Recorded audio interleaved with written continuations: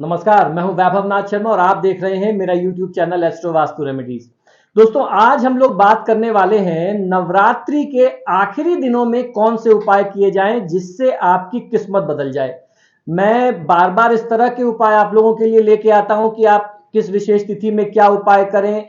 फिर ये भी ध्यान रखना पड़ता है कि भाई आपकी व्यस्तता हो सकता है कि नवरात्र के 8 दिनों में आपको कोई मौका ही ना मिल पाया हो, तो एक ऐसा भी कोई उपाय खोजा जाए जो आखिरी सिर्फ एक दिन में आप कर लें और आपको उसका पूरा पूरा लाभ मिल जाए। पूरे नवरात्र के 9 दिनों का लाभ आपको आखिरी दिन में मिल जाए या पहले दिन में मिल जाए, ऐसा भी प्रयास है। तो इसी क्रम में आज हम लोग बात करेंगे कि नवरात्र के आखिरी दिन में आप कौन सा टोटका करें जिससे आपकी सोई किस्मत जाग जाए या दुर्भाग्य जो है वो सौभाग्य में बदल जाए। तो पहला उपाय है धन लाभ के लिए।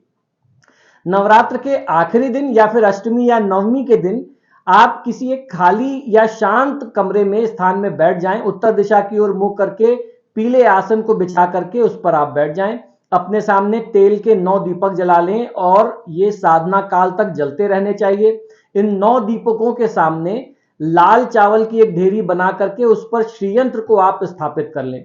श्रीयंत्र का कुमकुम, पुष्प, धूप, दीप आदि से पूजन कर लें।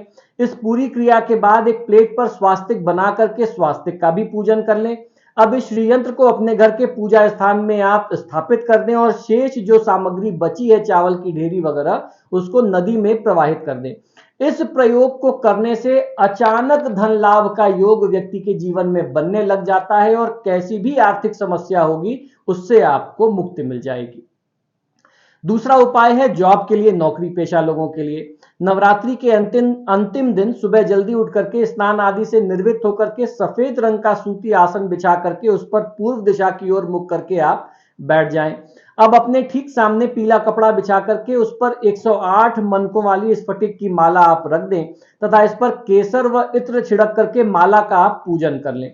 माला को धूप, दीप और अगरबत्ती दिखा करके ओम ह्रीं वाग्विवादिनी भगवती मम कार्य सिद्धि कुरु कुरु फट स्वाहा, इस मंत्र का 51 बार 51 टाइम्स या अगर समय है तो 108 बार आपको जाप कर लेना चाहिए।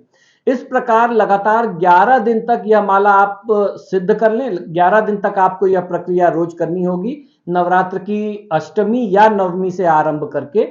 उसके बाद आप जब भी किसी इंटरव्यू में जाएं, किसी से आपको मिलना हो अपने काम के, नौकरी के सिलसिले में, तो इस माला को आप गले में धारण करके जाइए। इसको आपको बाहर निकाल करके ऊपर से धारण नहीं करने की जरूरत है, बस आप इसको पहन के अपने साथ जाइए। आपका इंटरव्यू भी क्लियर होगा और शीघ्र सफलता के योग आपके लिए बनने लग जाएंगे। जल्दी जल्दी आपको आपके कार्य क्षेत्र में प्रगति मिलने लग जाएगी। ये बहुत ही माना हुआ, आजमाया हुआ, बहुत अनुभूत प्रयोग है। इससे बहुत लोगों की किस्मत पलटी है। तीसरा उपाय है मनोकामना की पूर्ति के लिए। नवरात्रि के आखिरी दिन किसी शिव मंदिर में जाएं। मंदिर में झाड़ू लगा करके सबसे पहले तो भगवान की पहली सेवा यही होती है कि उस स्थान को आप साफ सुथरा करें। फिर उसके बाद हाथ पांव धो लें।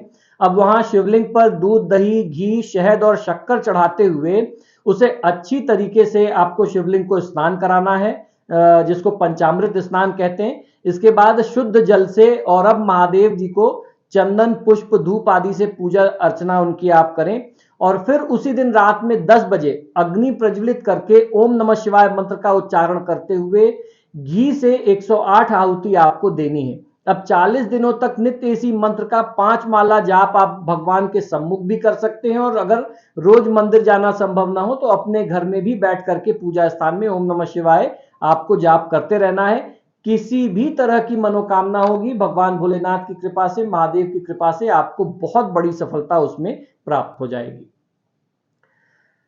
चौथा उपाय है घर परिवार में समस्या के निवारण हेतु। यदि पति पत्नी के बीच, घर या परिवार में संबंध अच्छे न हो तो नवरात्रि में या गुप्त नवरात्रि में कभी भी इस प्रयोग को करके आप लाभ ले सकते हैं। नवरात्रि के अंतिम दिन स्नान आदि करके जो मंत्र मैं आपको बताऊं उसे पढ़ते हुए 108 बार अग्नि में आपको देसी घी से आहुतियां देनी है। इससे यह मंत्र सिद्ध हो जाएगा। इसके बाद रोजाना नियम से रोज सुबह उठ करके स्नान से निर्वृत्त हो करके 108 बार या 51 बार आप इस मंत्र का अपने पूजा स्थान में जाप करेंगे तो आपको बहुत अच्छा लाभ मिलेगा। यदि संभव हो जाए तो अपने परिवारजनों के साथ भी आपको इस मंत्र का जाप करने का प्रयास करना चाहिए। यानी अगर परिवार में पत्नी है, बच्चे हैं, माता पिता हैं, तो उनको भी ये मंत्र बताइए और उनको भी बोलिए। अगर साथ जाप कर सकते हैं तो बहुत अच्छा है, नहीं तो अपनी अपनी पूजा में सब लोग इस मंत्र का प्रयोग करें। इससे जीवन भर परिवार में आपस में लोगों में प्रेम बना रहता है, संबंध मधुर रहते हैं और परिजनों का प्रेम जो है निरंतर वो बढ़ता है। यह तुलसी रामचरितमानस की तुलसीदास जी द्वारा रचित बहुत शक्तिशाली मंत्र है। रामचरितमानस का ये एक दोहा है, सब नर करहि परस्पर प्रीति, चलहि स्वधर्म निरत श्रुति नीति। तो इसको किस तरीके से सिद्ध करना ये मैंने आपको बता दिया और आप सिद्ध करने के बाद अपने घर में स्वयं भी कर सकते हैं और अपने परिजनों को भी बता सकते हैं। अगर किसी का इंटरेस्ट ना हो तो किसी को दबाव मत दीजिए, आप स्वयं इसका प्रयोग करते रहें, आपको लाभ और चमत्कार उतना ही इसका प्राप्त होगा। इसी तरीके से अगर किसी के विवाह में विघ्न आ रहा हो, बाधा आ रही हो, तो नवरात्र में आप क्या उपाय कर सकते हैं। नवरात्रि में शिव पार्वती का एक चित्र अपने पूजा स्थल में आप रखें और उनकी विधिवत पूजा अर्चना करने के बाद जो मंत्र मैं आपको बताऊं उसकी 3 माला, 5 माला या 11 माला जाप आपको अपने सामर्थ्य के अनुसार करना चाहिए। जबकि पश्चात भगवान शिव के विवाह में आ रही भगवान शिव से आपके विवाह में आ रही बाधाओं को दूर करने हेतु आप प्रार्थना करें। इस मंत्र के प्रभाव से जल्द ही विवाह के योग बनने लग जाते हैं और कैसी भी कठिनाई हो वह दूर हो जाती है। यह मंत्र है, ओम शं शंकराय सकल जन्मार्जित पाप विध्वंसनाय पुरुषार्थ चतुष्णय लाभाय च पतिम में देहि कुरु कुरु स्वाहा।